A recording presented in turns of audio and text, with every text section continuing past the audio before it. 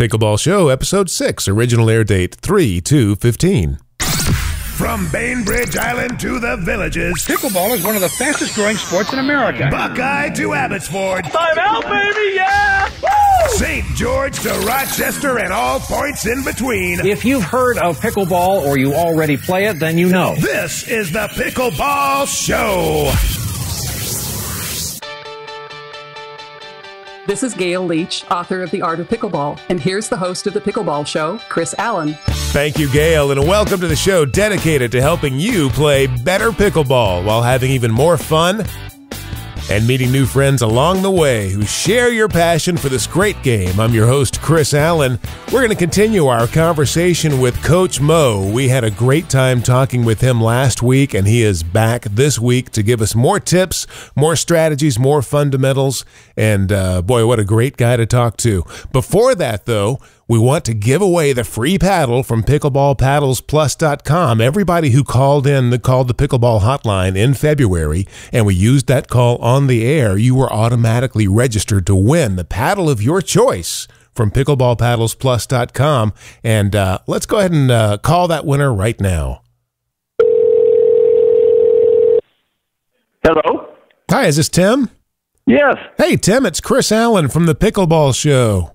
Yeah, I got back from a tournament yesterday. My wife and I listened to this week, or I guess it was last week, now with Coach Mo on there. Yeah, well, you probably heard your call as well, which entered you into the contest to win the free paddle from pickleballpaddlesplus.com. And guess what, Tim? You are a winner. Oh, wow. Great. Excellent. So how'd you do in the tournament? Well, it was a small at a YMCA in Mexico, Missouri. We took first place in the 60 and over, mixed doubles, my wife and I. Sounds good. So, well, congratulations. It was a small group. You know what I mean? I think it was 9 in our thing. A little bitty tiny tournament, but just for something to, get away. There aren't as many here in the Midwest as what there are out Arizona and stuff. They have them all the time out there. Yeah, they sure do. But when the weather heats up, there'll be some more moving your way. Oh, yeah. Yep. Yeah, we've already got some spotted. Yes, sir. Yeah, I tell you what, I really like the show. I tell you, I love the sport, too. It is just, the first time my wife and I played, I just retired last year. Last year this time I was still working even. But anyway, we drove away or home from the courts, and, man, we both had this big smile on our faces. I mean, in another lifetime, it seems like we played some tennis and stuff, and we had better legs and stuff. Yeah, I can relate to that. And we knew we had found something here, man, with, you know what I mean? It's a great game. And you meet the nicest people. Yeah, you really do, Tim. Well, head over to pickleballpaddlesplus.com and pick out the paddle you want. Yeah, I'm going to have to look those guys up, and see what all they have on there. But, yeah, I'm tickled. Wow, how nice is this? Well, you enjoy it. That's Tim in Edwardsville, Illinois. Let me tell you about the March contest we're going to have. This is the same as last month, except there's a different prize. Now, again, when you call the Pickleball hotline and we use your call on the air, you're automatically registered to win. And the number is toll-free 1-855-PB-SHOW. That's 1-855-PB-SHOW. Questions, comments, rants, raves, whatever you got, we want to hear from you. Now, this month, the month of March, if we use your call on the air, you are entered to win a free portable net system.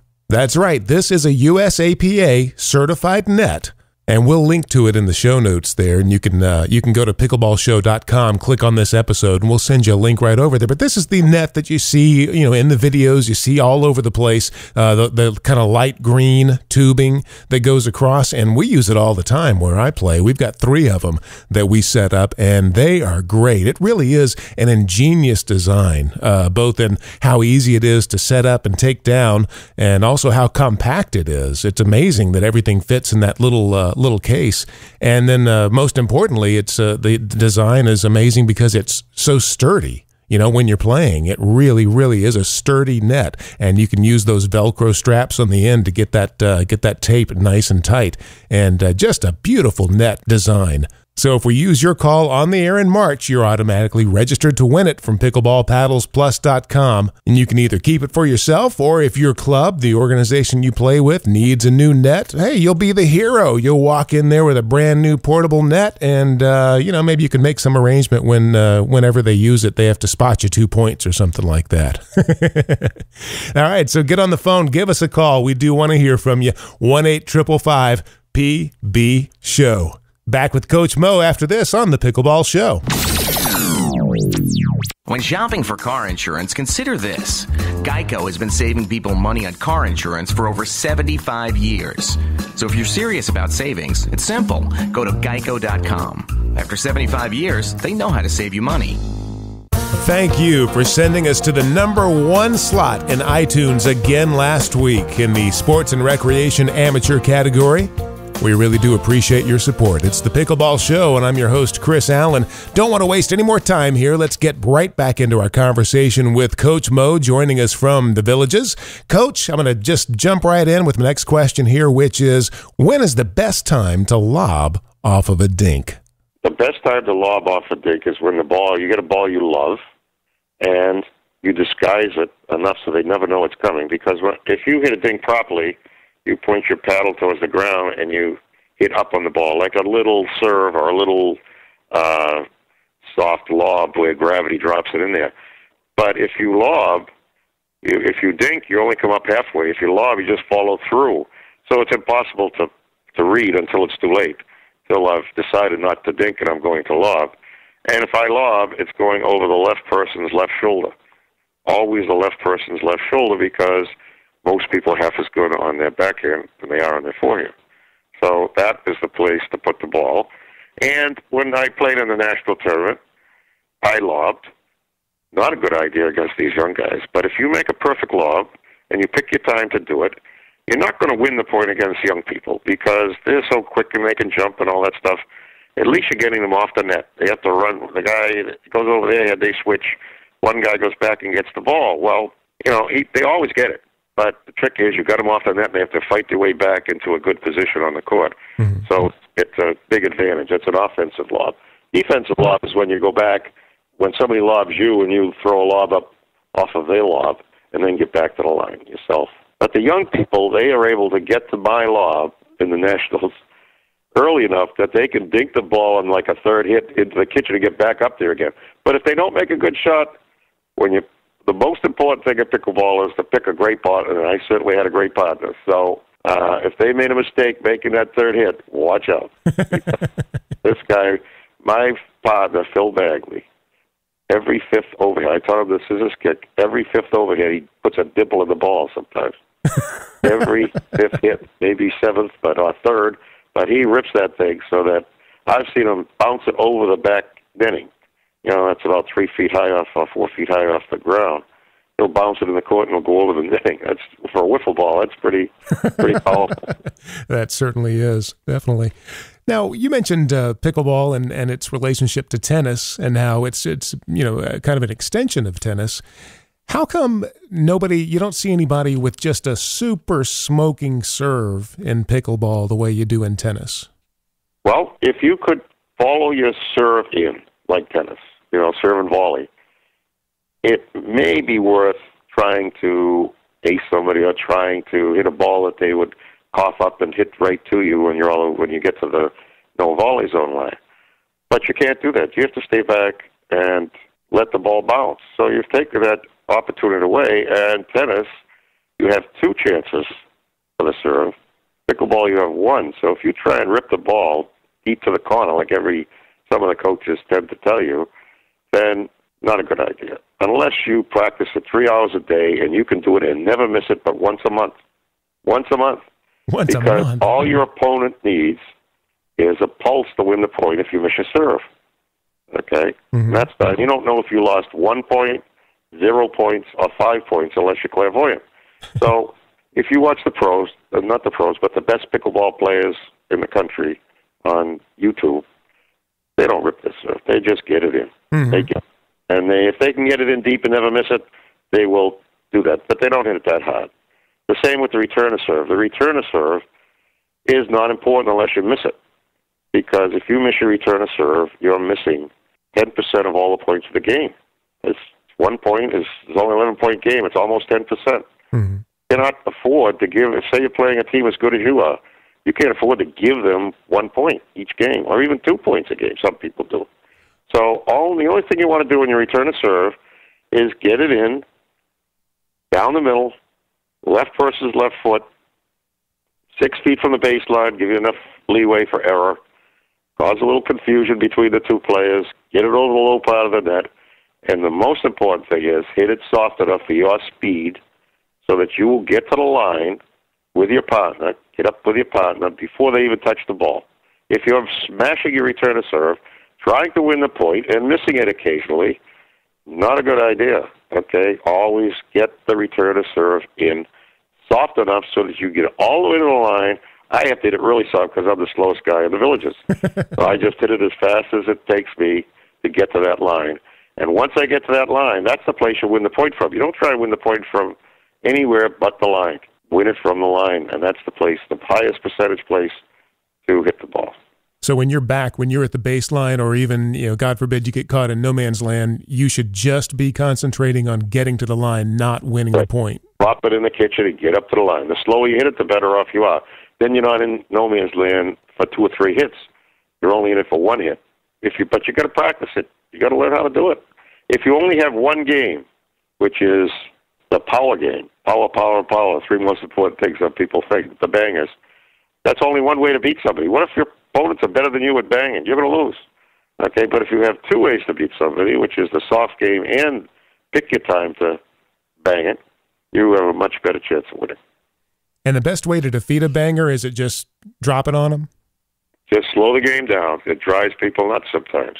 And change it up a little bit, like a pitcher. If he keeps throwing fastballs, and the pros, he's going to get killed eventually. He may start off okay, but once they get the feel of it, he's in big trouble. Yeah, bangers are usually, I've found, the most impatient people, and they don't have the stomach for a soft game at all. Exactly, and if you can get the ball over that 3 times against a banger, and you know what an out ball looks like, in other words, you get out of the way of their balls that are going out. If you don't get out of the way of their fast hit balls, then you're going to be in big trouble, because they're going to keep banging, and you're going to be having a tough time. But if you get 3 balls over the net, chances are good you're going to be an intermediate to low advanced player, because they love to bang. If you make mistakes, unforced errors decides who wins at every level, at the best players all the way down to the beginners. Whoever makes the least unforced errors usually wins, even in tennis too. Yeah, it's amazing that it works out that way. Now, another one of my favorite parts of your Pickleball Clinics DVD, which is available at pickleballcoach.com, is you show if you're up at the ready position on the line, instead of going to a forehand, you use the hockey goalie move where you just kind of cock your elbow out and it drives the paddle over. Exactly. I love that move, but sometimes I'm not really sure when to go to that move instead of the forehand. Is there some kind of clue or something that tells me don't go to the forehand, just cock your arm out and use that goalie move instead? Well, the clue is when you're standing there in the ready position with your paddle parallel to the net, which is the volley ready position, you want to hit as many forehands as you can, but you don't want to go for the forehand if a person's going to hit an overhead at you from the other no volley zone line, or if they're going to smash a ball at you. You pick your time to go to your forehand, and you block anything that's coming 1,000,000 miles an hour. That's a tough shot. You block what's coming fast, and you put away what's coming high and a little bit medium pace, so that you have time to get your paddle. And on the DVD, it shows you how to roll your wrist over quickly to get from the backhand to the forehand. But there are times that I say to myself, forget the forehand, because I see a guy, his eyes are dilated, he's going to rip the ball with an overhead at me. I know the only prayer I got is to use that goalie motion and block that ball back to the center of the court. Don't try and hit a winner off of a winner. Just keep the ball in the center of the court, and you'll be fine, especially when you're on the defensive. And the only time I use that shot is when it's a defensive move. If I have time, I'm going to the forehand, and I'm going to go to left versus left foot, And if that person on his partner starts to move over to protect that left foot, I'll go to his backhand because now it becomes a high percentage shot. Boy, that's a golden little nugget of advice there. I can almost hear people jotting it down or making mental notes right now. They're saying to themselves, don't try to hit a winner off of a winner. What a great line. Well, pretty much every word I've said to you today is somewhere on the 2 DVDs that they can watch for the rest of their lives. That's why when I go and give a clinic, it's part of the clinic is they have to buy the DVD, which means sometimes they're getting a free clinic. It's either a free DVD or they're paying $20 for the clinic. Either way, it's I don't like giving clinics. See, all this information I just gave you, people can't remember it all, okay? But if they can just watch it for the rest of their lives and stop frame it, and it's divided up into 21 separate clinics, then the other one is like 6 separate clinics with the split step and the soft game and a lot of technique. And it's very hard to find good technique in pickleball. That's why if you come from tennis to pickleball, it's the best. If you come from racquetball sports, it's very good because you've got good high-end coordination, you're competitive. But if you come from racquetball, it's wristy. And pickleball and tennis is not wristy. The only wrist you use is on the overhead. And everything's a firm wrist. So you've got to develop and change a little bit once you come to pickleball. Well, that was one of the things I struggled with in the beginning and still do to this day. I just felt myself having to unlearn a lot of tennis moves, especially coming in off the serve, crashing the net off the serve. Kept wanting to do that all the time. And still, I'll be playing, going along, everything's fine. And then in my mind, a little tennis game will break out all of a sudden, and I have to remind myself where I'm at. Well, I give private lessons. And, Chris, if you get to the Villages, I'll give you a private lesson. I enjoy what I'm doing. I really do. I did it for 5 years for nothing before I even made a DVD, before I even made a dime. So I enjoy what I'm doing because I was a teacher for my whole lifetime. Yeah, and you can really tell, too, that, you're a teacher at heart, and you can hear the passion coming through in your voice, and you can see it when you get your DVD of pickleball clinics, and you can really tell, Coach, and that is exactly why, you've grown to be a legend in the pickleball world. Well, I enjoy it, and believe it or not, I have coached a bunch of gold medalists. They've given me their gold medals, and I'd rather flaunt that gold medal from somebody who I've taught than if I've got my own. I really would, because I take that as being very important to me. Seeing the improvement in a player and seeing them reach their potential is really the best, without a doubt. Well, I'm going to keep watching your Pickleball Clinic DVD, and hopefully I can be counted among the ranks. I definitely have already improved because of it, so thank you for that. Any chance we'll see you up in Concord, North Carolina for the regionals? If I'm heading that way, on my way up to Massachusetts, possibly, but I'm getting old. The traveling, it's tough. I don't like to drive. That's why I decided to settle in the Villages because of the golf cart. I can drive a golf cart when I get old. But I just played in a tournament up in Massachusetts when I was up visiting my son, and I gave a clinic in Massachusetts, New Hampshire, and Maine.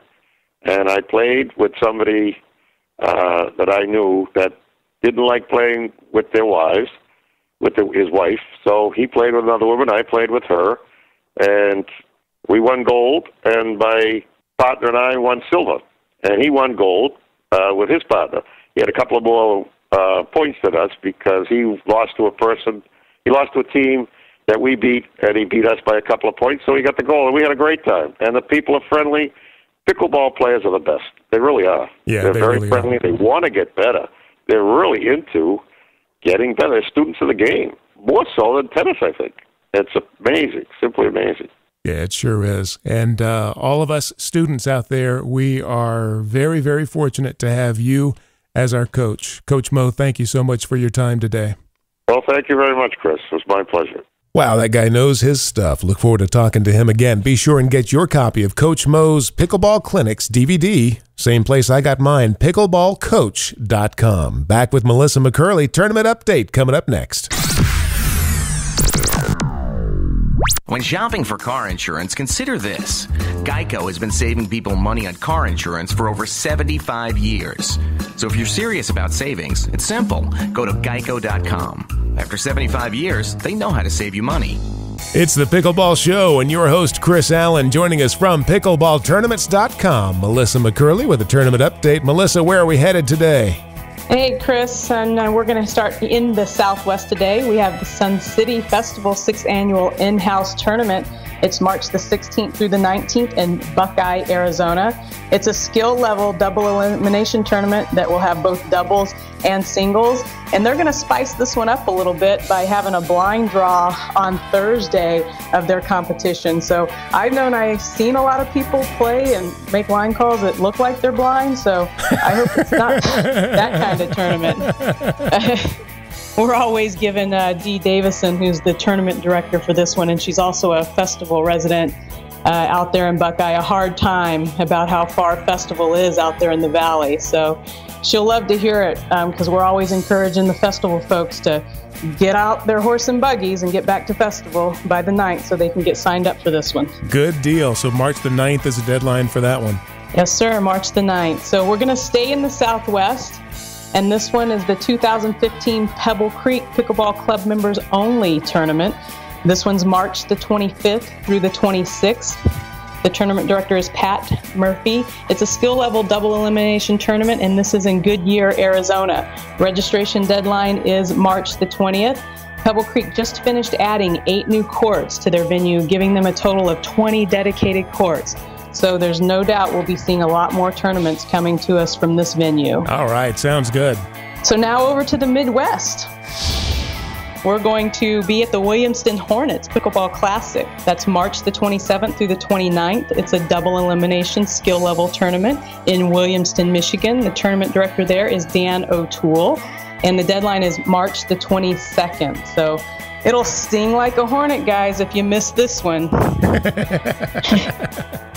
I know, Chris, with these jokes, I better not quit my day job. We love them. Keep them coming. I'll leave you guys with paddles up, y'all, and keep on competing. And that'll do it for me on this round of tournament updates. Thanks, Melissa. Great job. And remember, if you are in charge of a pickleball tournament, you definitely want Melissa and Greg from pickleballtournaments.com to be in your corner. Remember our contest for the month of March. Anybody who calls in and we use your call on the air, you're automatically registered to win a portable net system from pickleballpaddlesplus.com. That number to call is 1-855-PB-SHOW. That's 1-855-PB-SHOW. Leave a question, leave a comment, whatever you got, we want to hear from you. Head over to our website, too, pickleballshow.com. You can hit the subscribe button. That'll take you over to iTunes, and you can subscribe there, never miss an episode. And if you think it's appropriate, please leave us a 5-star review on iTunes. That really helps boost us up in the rankings, and we sure do appreciate your support. I'm Chris Allen. This is the Pickleball Show. And until next week, keep 'em low.